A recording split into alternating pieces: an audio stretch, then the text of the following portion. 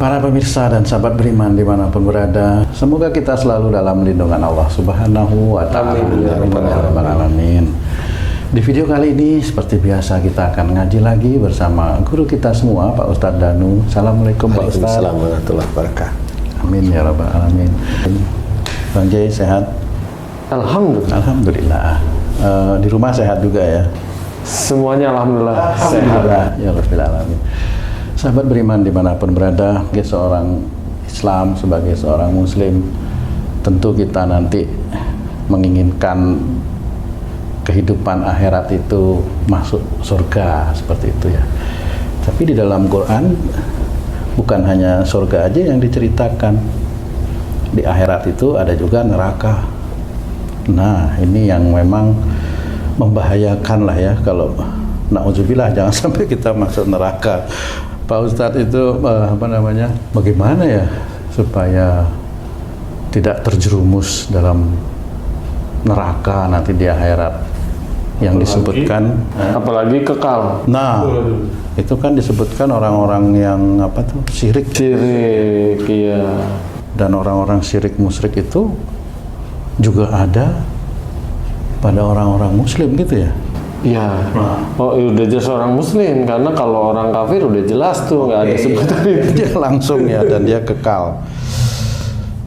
Mohon penjelasan Pak Ustadz, bagaimana ini supaya nggak terjerumus ke dalam neraka malah itu Pak Ustadz.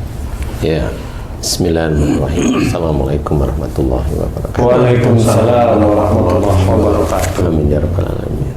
Ya, memang semua orang Islam itu menginginkan dirinya itu masuk surga. Semuanya ya.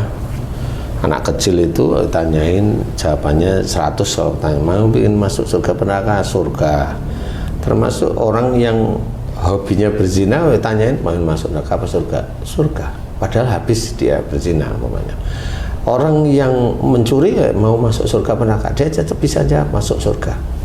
Orang-orang kafir pun dia ditanya pengen masuk neraka surga. Iya. Koruptor itu udah numpuk uang banyak, itu juga ditanyain mau pengen masuk mana Pak, neraka apa surga? Surga dia. Padahal itu tiap tahun dia numpuk uang, ngorupsi uang dari efisiensi menurut dia. Dia tetap jawabannya surga. Tapi Allah tidak ketipu dengan mulut-mulut orang-orang yang seperti itu. Jadi unsurnya adalah satu, takwa.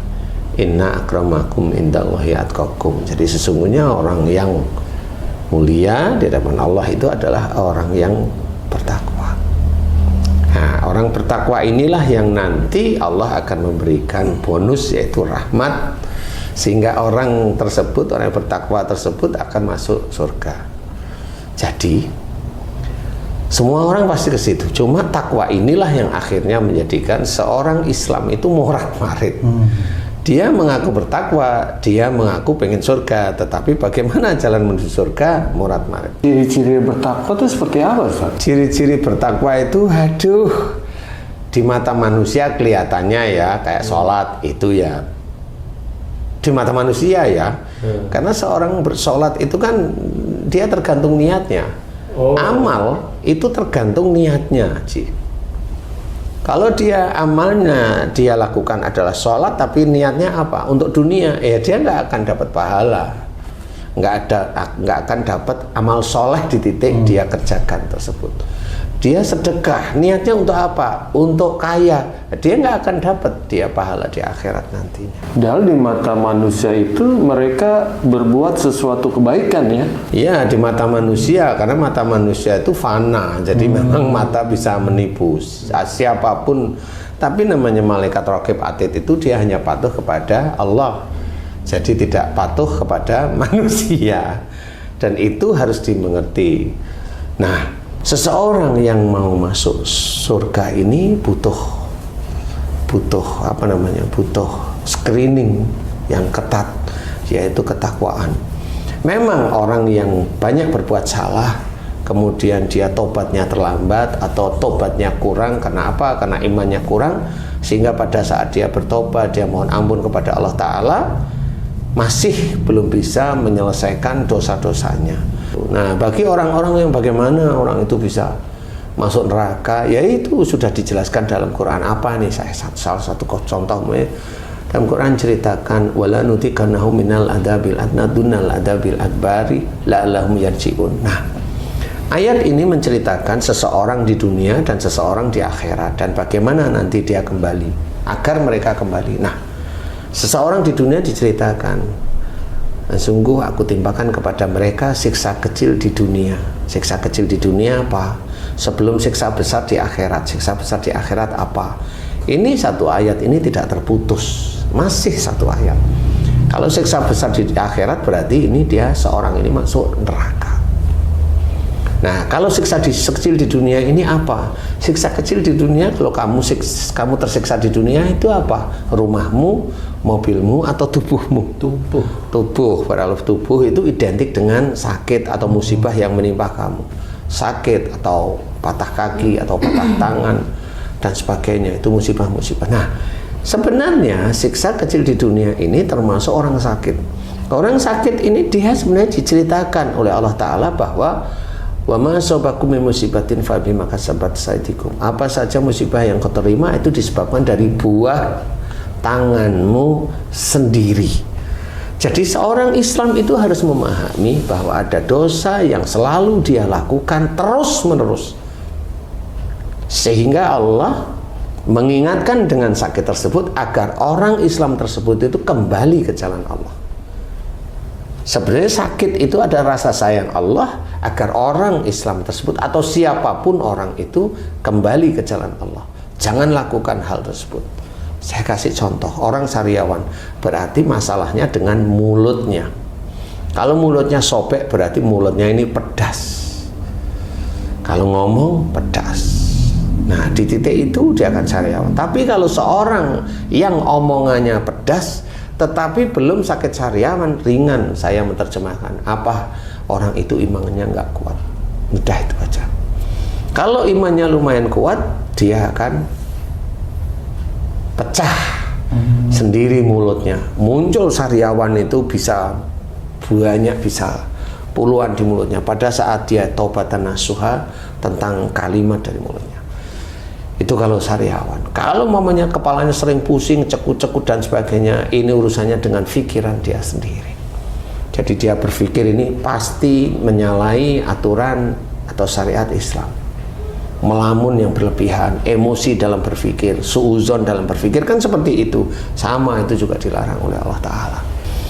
Orang yang sakit jantung itu berhubungan dengan sesuatu darah yang dikeluarkan ke seluruh tubuh. Darah dari tubuh yang tidak baik dicuci, ya, kemudian digabung dengan oksigen, kemudian digabung dengan jantung, dialirkan ke seluruh tubuh. Memompa, ya. Untuk memompa, berarti fungsinya jantung itu adalah untuk menggerakkan tubuh. Jadi kalau jantungnya bermasalah berarti dia dalam menggerakkan tubuhnya setiap hari ada masalah. Yaitu biasanya kalau hubungan dengan jantung itu dengan emosi atau amarah. Kalau seorang itu jantungnya bermasalah, insya Allah amarahnya cukup tinggi, termasuk orangnya ya kaku dengan emosi. Nah, itu hubungannya dengan jantung. Nah, disinilah sebenarnya orang harus paham. Kalau dia didiagnosa oleh dokter sakit jantung, insya Allah berarti dia ada dosa di hadapan Allah Ta'ala. Siapapun orangnya, entah itu orang biasa, orang punya ilmu, orang ilmu apalah, orang ilmu ini, atau pengajar, ataupun ilmunya, ilmu agama, sama Allah tidak melihat. Kalau orang yang punya ilmu agama terus nggak sakit, nggak ada. Al-Quran itu untuk semua manusia. Manusia, semua manusia. Manusia yang non muslim ya boleh silakan baca Quran. Manusia Islam ya apalagi Quran itu adalah pegangan hidupnya. Jadi harus difahami. Jadi kalau ada orang tetap dia itu sakit, berarti dia menyalahi ayat tadi bahwa apa saja musibah yang kau terima disebabkan dari buah tanganmu, berarti dia ada dosa. Apapun, siapapun, jabatan apapun yang dia miliki di hadapan orang atau manusia, tidak peduli Allah. Karena nanti di akhirat Allah tidak peduli bahwa oh dia seorang petani, oh dia seorang dosen, oh dia seorang politikus, enggak, dia seorang pendakwah, enggak peduli Allah itu. Yang Allah pedulikan itu hanya ketakwaannya kepada Allah, hanya itu. Nah, kalau orang seperti itu sudah jelas dia akan jelas masuk neraka, jelas kok itu. apalagi tobatnya enggak pernah tobat tentang kesalahan dan dosa-dosanya. Dia kaku, dia happy aja dengan kekakuan. Dia keras, dia happy dengan kerasnya. Nah, kalau dia Islam, oh saya kan ngikutin sahabat Nabi yang namanya ini, oh ya enggak boleh seperti itu. Yang kita lakukan kan sebenarnya harus mencontoh pada Rasulullah, lemah lembut dan sebagainya, enggak bisa. Nah orang seperti itu ya selesai. Karena Allah menyuruh tetap kita itu belajarnya pada Rasul. Rasulullah itu contoh yang baik, iya, contoh yang baik, uswatun hasanah. Jadi kita harus mencontoh. Orang Islam mana yang dia langsung masuk neraka kekal? Orang yang syirik, yang melakukan perbuatan-perbuatan syirik, menduakan Allah seperti itu. Menduakan Allah itu banyak sekali. Menyembah patung itu menduakan Allah. Yang udah jelas ya. Lebih jelas, itu jelas banget. Kemudian apa? Minta pada orang pintar sehingga umpamanya warungnya biar laris, tokonya biar laris. Nah ini tetap menduakan Allah. Karena dia yakini bahwa warungnya laris, kemudian dia selalu laris dan laris. Kalau dia tidak ke warung itu, dia nggak laris, kemudian minta pada orang pintar itu, kemudian dia laris. Nah, akhirnya dia menduakanlah Allah yang dia sembah dengan para jin dan para orang pintar tersebut. Siapapun orang pintar, mau dia itu dalam bentuk kiai, ya enggak boleh. Enggak boleh seperti itu. Jadi tidak ada yang bisa memberikan rezeki kecuali Allah Ta'ala. Nah kalau itu, nah itulah jalan-jalan setan. Nah orang yang seperti itu, dia tobat, bagaimana dia tobat? Wong baru orang Islam aja, baru dia mendatangi orang peramal, dia ibadahnya 40 hari tidak diterima oleh Allah Ta'ala. Apalagi dia mengerjakan sesuatu yang berhubungan dengan syirik. Ustaz, kalau udah dijelaskan demikian jelasnya kalau berbuat jahat itu masuk neraka, namun banyak orang masih tetap aja berbuat jahat gitu loh, yang tidak baik atau yang dilarang oleh Allah tetap dikerjakan. Memang orang sampai nggak takut neraka itu disebabkan apa itu Ustaz? Biasanya nafsu. Jadi harus belajar bagaimana kita itu pengennya surga, tapi yang dikerjakan itu jalannya neraka kan gitu. Dan yang harus diingat, yang tidak akan keluar dari neraka itu adalah syirik. Ya, syirik itu tidak bisa keluar. Nah, syirik itu yang gimana? Itu yang tadi anaknya nggak mau pulang ke orang pinter atau ke kiai, dibaca-bacain pulang, nah, seperti itu. Itu syirik itu. Karena tidak seperti itu cara Allah Ta'ala. Kenapa anaknya nggak mau pulang? Coba koreksi ayah dan ibunya. Siapa yang kalau dikasih tahu itu bandel? Oh, nggak taunya ayahnya, mamanya. Kalau dikoreksi langsung emosional. Lah normal kalau anaknya itu pergi. Nah itulah cara Allah. Kemudian apa? Ayahnya mohon ampun, tobat kepada Allah Ta'ala. Kalau dulu dia punya sifat, kalau dinasihatin sama orang tua itu bandel. Jadi begitulah caranya Allah mengingatkan, sehingga anaknya nggak mau pulang, kan seperti itu. Nah kalau memang orangnya baik-baik, orang tuanya baik, ibunya baik, ayahnya baik, ya anaknya insya Allah nggak seperti itu. Kalau sudah baik-baik semua ya baik-baik jadi insya Allah baik, iya, nggak seperti itu gitu. Nah itu kan harus belajar. Kan nggak bisa nyalain kamu harus gini, kamu harus gini, kan nyuruh semua. Lah kalau mamanya yang nyuruh itu bapak, lah ayah terus gimana? Ya, aku sendiri gitu. Karena ada orang, wah ada ini, akhirnya yang bilang rokok itu haram, nggak taunya dia ngerokok mamanya. Nanti tanyain, loh Ustaz bilang rokok haram tapi kok ngerokok? So what gitu loh, malah aja so what gitu. Dia mengambil yang lain berarti itu dalilnya. Lah, kan jadi lucu jadinya. Nah berarti dia masuk kabura matan indallah yang takulu malah taf'alun, jelas seperti itu. Dia memberikan, menyuruh orang lain itu berbuat baik, tapi dia mengerjakan. Ya itu sama. Jadi kalau memang ingin masuk surga, jalanin surga beneran, jangan main-main. Umpamanya kayak Haji C, ini Haji C nih, PR-nya ya. Cocok, Pak. Haji C nih, suatu ketika memang nggak boleh keluar sama istrinya, nggak boleh. Suatu ketika keluar minta pijat, umpamanya. Pijat, nggak ngomong-ngomong nih, Haji. Keluar kemana nih? Ke mana umpamanya? Ke hotel dekat Tangkuban Perahu, umpamanya, kan gitu. Tapi pijat, kan nggak ada yang tahu, Ci. Iya. Iya toh? Tapi yang tahu kan haji. Sama tukang pijatnya. Sama tukang pijat. Nah, tukang pijat kan nggak tahu. Yang di sini kan nggak ada tukang pijatnya masalahnya. Yang ada kan haji, saya, kamu kan gitu. Sama HP tukang pijat udah ya.